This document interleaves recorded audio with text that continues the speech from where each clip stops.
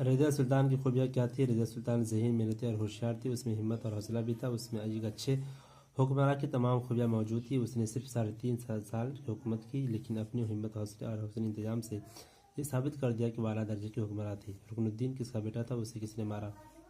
رکن الدین التمش کا بیٹا تھا۔ حکومت حاصل کرنے کے بعد وہ عیاشی میں ڈوب گیا اور ترک سرداروں کی ناراضگی کے بعد دلی کے لوگوں نے اسے گرفتار کر کے مار دیا۔ التمش کی وصیت کیا تھی؟ التمش نے وصیت کی تھی کہ میرے مرنے کے بعد میرے لڑکوں کے بجائے میری لڑکی رضیہ کو دہلی کی حکومت بنا دیا جائے رضیہ کو دہلی کی حکومت دی جائے۔ تخت نشینی کے بعد رضیہ نے کیا عہد کیا؟ تخت نشینی کے بعد رضیہ نے عہد کیا کہ وہ عوام کی بھلائی اور سلطنت کی ترقی کے لیے کام کرتی رہے گی اور اس وقت تک چین سے نہیں بیٹھے گی جب تک کہ یہ ثابت نہ کر دے کہ وہ مردوں سے کم نہیں۔